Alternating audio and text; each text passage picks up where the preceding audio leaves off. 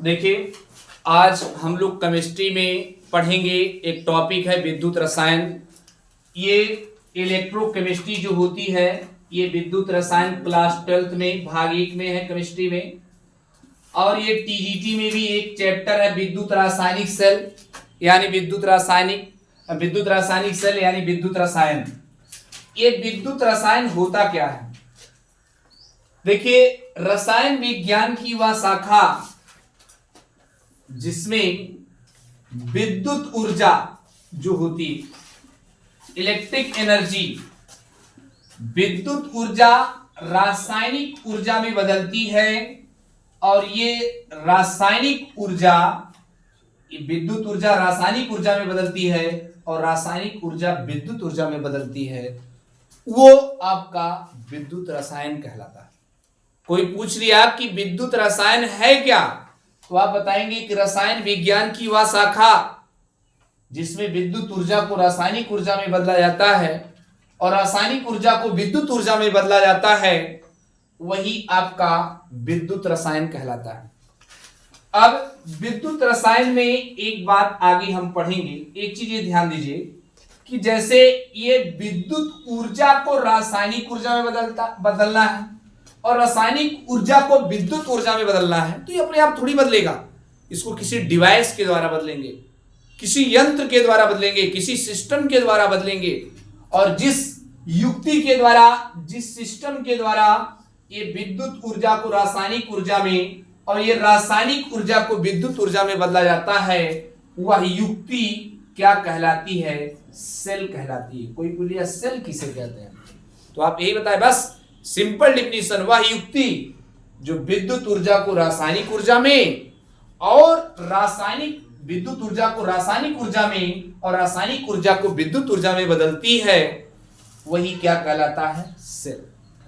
आइए, अब सेल हम दो टाइप का पढ़ेंगे। एक जानते हैं सेल, एक होता है विद्युत रासायनिक सेल और एक होता है आपका विद्युत अपघटनी सेल। दो टाइप का हम पढ़ेंगे। सेल दो टाइप का होता है, एक आपका विद्युत रासायनिक सेल और एक विद्युत अपघटनी सेल। और सबसे पहली हेडिंग आज हम लोगों की चलेगी विद्युत रासायनिक सेल, यही पढ़ेंगे, तब बाद में विद्युत अपघटनी सेल पढ़ेंगे।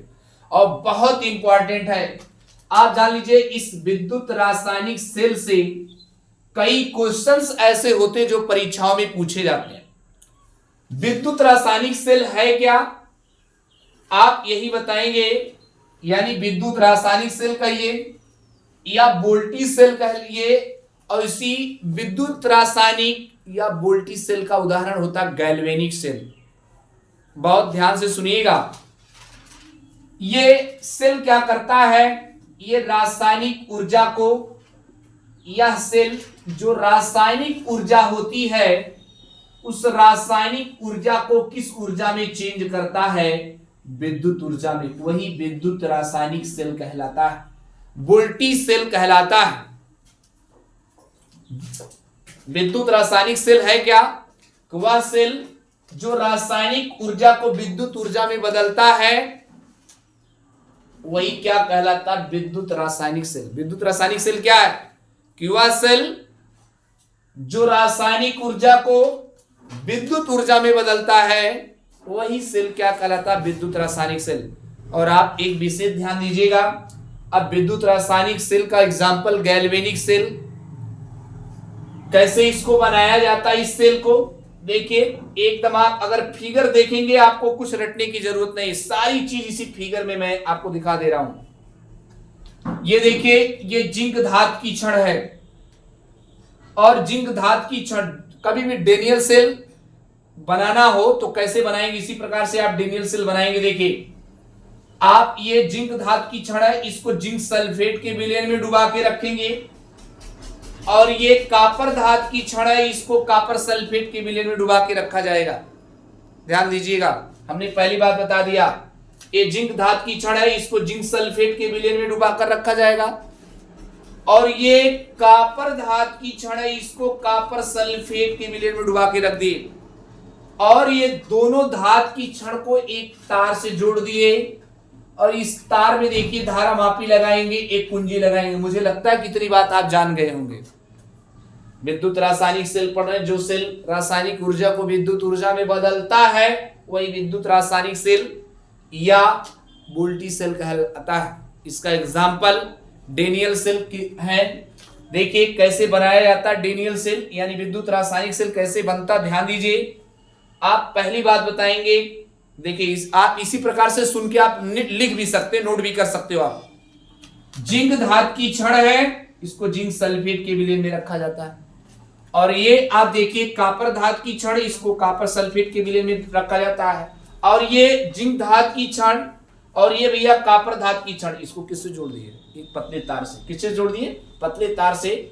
और पतले तार में देखिए ये धारा मापी लगा दी और कुंजी लगा दी। इतनी बात ध्यान दीजिएगा। जिंक धातु की छड़ को जिंक सल्फेट के विलयन में डुबा कर रख दिए, कापर धातु की छड़ को कापर सल्फेट के विलयन में डुबा कर रख दिए और दोनों छड़ों को एक किससे जोड़ दिए? पतले तार से। अभी पतले तार देखिए इनमें एक धारा मापी और कुंजी लगा दिए, धारा मापी और एक क्या लगा दिए? कुंजी। अभी परिपथ पूरा नहीं हुआ, ये तो अभी दोनों छड़ को जो आप जोड़े हो, अब आप इनके विलयन को जोड़िए, दोनों के विलयनों को आप जोड़ेंगे। इनके विलयनों को जोड़ने के लिए इसको एक यू आकार की नली लगा देते, दोनों के विलयनों के संपर्क तल में एक यू आकार की देखिए नली, दोनों विलयन के संपर्क तल में एक यू आकार की नली लगा दिए। और इस यू आकार की नली को लवण सेतु कहते हैं। ध्यान दीजिएगा, आप छड़ जोड़ दिए, इसके बाद दोनों के विलयन को जोड़ने के लिए एक यू आकार की नली लगाएंगे और इस यू आकार की नली को क्या कहते हैं? लवण सेतु कहते हैं। और उसमें भरा क्या होता है? विद्युत अपघट्ट यानी KCl का विलयन पोटेशियम क्लोराइड या अमोनियम क्लोराइड का विलयन इस नली में भरा होता है और वो विद्युत अपघट्ट का कार्य करता है। बात ध्यान दीजिएगा, जो यू आकार की आप ये नली लगाए हो, यू आकार की नली में पोटेशियम क्लोराइड या अमोनियम क्लोराइड का विलयन भरा होता है, जो किसका कार्य करता है? विद्युत अपघट्ट का कार्य करता है। और याद रखिएगा इसी के साथ ये देखिए अगार अगार नामक एक पॉलीसैकेराइड का विलयन भरा होता है। अगार अगार नामक एक पॉलीसैकेराइड भरा होता है और ये क्या करता है? विद्युत अपघट्ट का क्षरण होने से इसको बचाता है। और ये यू आकार की नली के नीचे जैसे इसमें विलयन भरा तो ये विलयन नीचे गिरे ना, इसलिए इसको डॉट लगा देंगे। देखिए नीचे हमने कॉटन लगाकर इसको बंद कर दिया। ये देखिए कॉटन लगाकर ये नीचे यू आकार की नली को हमने क्या कर दिया भैया? बंद कर दिया। मुझे लगता है यहां तक जान गए होंगे। इसके बाद ये कुंजी देखिए, आप जानते हैं जो कुंजी लगाई जाती है, जैसे परिपथ को धारा प्रवाहित होने से रोकना तो कुंजी खोल देंगे, फिर धारा प्रवाहित करना, कुंजी को क्या कर देंगे? बंद कर देंगे। जब एक कुंजी को बंद करते हैं, कुंजी को हम क्या करते हैं? जब कुंजी को बंद करेंगे तो धारा मापी में विक्षेप होता है। बात ध्यान दीजिएगा, ये कुंजी को बंद करेंगे धारा मापी में विक्षेप होता है, यानी धारा बहती। काहे धारा बहती? सुनिए, क्योंकि जब कुंजी बंद करेंगे परिपथ पूरा हो जाएगा और जब परिपथ पूरा होता है तो ये जिंक धातु की जो ये छड़ है ना, ये इलेक्ट्रॉन त्यागती है, 2 इलेक्ट्रॉन त्यागती है। बात ध्यान दीजिएगा, यहां से कहानी स्टार्ट हो रही है। कुंजी बंद के परिपथ में डाले और डाले तो ये जो जिंक धातु की छड़ है, याद रखना ये इलेक्ट्रॉन त्यागती, 2 इलेक्ट्रॉन त्यागेगा और ये दोनों इलेक्ट्रॉन ऐसे कापर धातु की छड़ की ओर आएगा। देखिए दोनों इलेक्ट्रॉन ऐसे कापर धातु की छड़ की ओर आएगा। देखिए अब ये दोनों इलेक्ट्रॉन जब कापर धातु की छड़ की ओर आएगा, आप जानते हैं ये धातु की छड़ है और धातु इलेक्ट्रॉन को ग्रहण नहीं करता है, धातु इलेक्ट्रॉन को बल्कि त्यागता ही है। तो ये धातु की छड़ ये दोनों इलेक्ट्रॉन को कापर धातु की छड़ नहीं लेती है, ग्रहण नहीं करती। ये बात ध्यान दीजिएगा, आपको ये कई बात बताएंगे नहीं कई लोग। देखिए ये जिंक धातु की छड़ 2 इलेक्ट्रॉन त्यागता है और वो दोनों इलेक्ट्रॉन आते हैं तो कापर धातु की छड़ दोनों इलेक्ट्रॉन को नहीं ग्रहण करता। क्यों नहीं ग्रहण करता? क्योंकि कापर धातु की छड़ है और धातु इलेक्ट्रॉन को हमेशा त्यागता, कोई ग्रहण नहीं करता है। तो कापर धातु की छड़ जब इसमें नहीं एक छड़ ली तो ये दोनों इलेक्ट्रॉन विलयन में चले जाते हैं। देखिए मैं दिखा रहा हूं, ये दोनों इलेक्ट्रॉन जो है यहां दोनों इलेक्ट्रॉन देखिए विलयन में चले जाएंगे और विलयन में ये कापर सल्फेट का विलयन है। तो कापर सल्फेट का विलयन है तो आप जानते हैं Cu पे डबल प्लस होगा, क्यूपरिक आयन और SO4 पे डबल माइनस होता, ये आप जानते ही हो, ये दिखाई पड़ रहा भाई।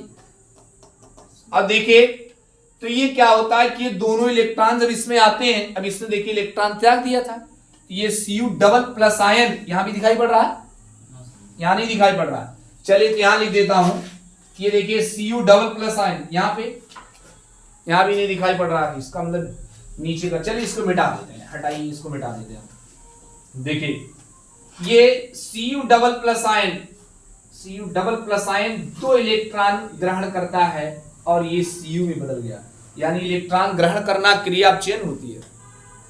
इलेक्ट्रॉन ग्रहण करना क्रिया क्या होती है? अपचयन। तो ये देखिए अपचयन क्रिया हो रही है इसमें, अपचयन यहां लिख देंगे हम अपचयन। अभी रुके रहिए, यहां जिंक धातु की क्षण थी, देखिए यहां Zn था और जिंक धातु की क्षण ने क्या किया था, 2 इलेक्ट्रॉन त्याग दिया था, ये देखिए +2 ये 2 इलेक्ट्रॉन त्यागा था। तो इलेक्ट्रॉन त्यागना क्रिया क्या होती है? ऑक्सीकरण। इलेक्ट्रॉन त्यागना क्या होती है? क्रिया क्या होती है भैया? ऑक्सीकरण। देखिए तो ये देखिए ये नीट में क्वेश्चन पूछा गया है, ये इलेक्ट्रॉन त्यागता है, तो इलेक्ट्रॉन त्यागता जिंक धातु की क्षण इलेक्ट्रॉन त्यागता है, तो इसको देखिए याद रखिएगा, इस पर ऑक्सीकरण क्रिया होती है, और कॉपर धातु की क्षण देखिए इस पर अपचयन क्रिया होती है। ऐसे ही जान लीजिए डेनियल सेल में जिंक धातु की क्षण पर कौन सी क्रिया होती है? ऑक्सीकरण क्रिया। कॉपर धातु की क्षण पर कौन सी क्रिया होती है? अपचयन। यानी डेनियल सेल में ऑक्सीकरण और अपचयन दोनों क्रिया हो रही है, और जिसमें ऑक्सीकरण अपचयन दोनों होती है आप पढ़े होंगे, उसको रेडॉक्स अपक्रिया बोला जाता है। कौन सी अपक्रिया? रेडॉक्स अपक्रिया कहा जाता है। और इसी रेडॉक्स अपक्रिया जब होती है क्या क्या होता देखिए, आपको मैंने बताया कि जिंक धातु की क्षण जब इलेक्ट्रॉन त्यागते हैं तो इसका द्रव्यमान घटता है। जिंक धातु की क्षण का द्रव्यमान क्या होता है? घटता है।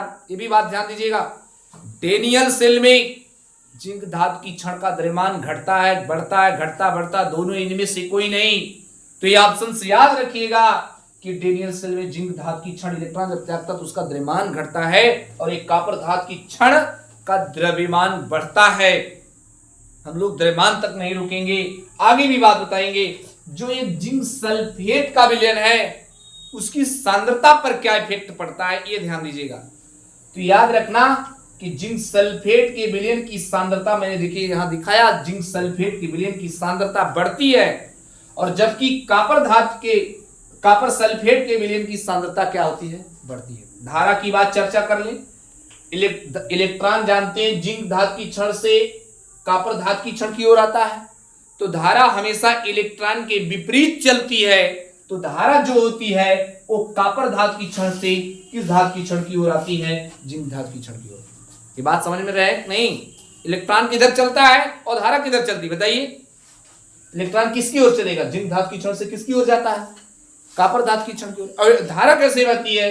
कॉपर धातु की क्षण से किसकी ओर बहती है? जिंक धातु की क्षण की ओर। बताया जिंक धातु की क्षण का द्रव्यमान घटता है, जिंक सल्फेट की विलयन की सांद्रता बढ़ती है, कॉपर धातु की क्षण का द्रव्यमान बढ़ता है, और याद रखिएगा और इसके कॉपर सल्फेट के विलयन की सांद्रता क्या होती? घटती है। ये पहले बता दिया। ये जिंक धातु की क्षण एनोड का कार्य करती है, और कॉपर धातु की क्षण किसका कार्य करती? कैथोड का। ये भी बात ध्यान देना, जिंक धातु की क्षण किसका कार्य करती है? कैथोड का। और ये कॉपर धातु की क्षण एनोड का कार्य करती है। इस प्रकार जब रेडॉक्स अपक्रिया होती है तो रेडॉक्स अपक्रिया में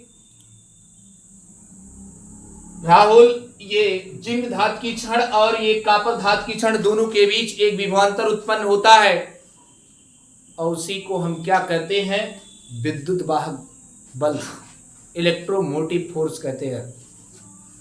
ये जिंक धातु की क्षण और कॉपर धातु की क्षण दोनों के बीच एक विभवांतर उत्पन्न होता है, और उसी को हम क्या कहते हैं? इलेक्ट्रोमोटिव फोर्स, विद्युत वाहक बल। एक असली बात ध्यान दीजिएगा, यहां तो आपका दिखाई नहीं पड़ रहा, नीचे दिखाई नहीं पड़ रहा ना। देखिए ये पूछा जाता है डेनियल सेल का विद्युत वाहक बल कितना वोल्ट होता है, तो आप लिखेंगे 1.1 वोल्ट। डेनियल सेल का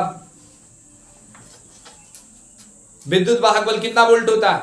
1.1 वोल्ट। अब आइए ये दोनों, अब ये डेनियल सेल में होने वाली रेडॉक्स अपक्रिया का समीकरण भी पूछा गया कंपटीशन परीक्षाओं में, दिखा दे रहा हूं। ये 2 इलेक्ट्रॉन कैंसिल हो जाएगा, आपका बचेगा क्या, Zn plus Cu double plus is equal एन आपका बचेगा Zn पे डबल प्लस और प्लस आपका क्या हो जाएगा Cu। इस प्रकार हमने आपका पूरा ये डे न्यूलन सेल पढ़ा दिया। इसका फिगर आप जो है बना डालिएगा, फिगर बना के नोट कर डालिएगा।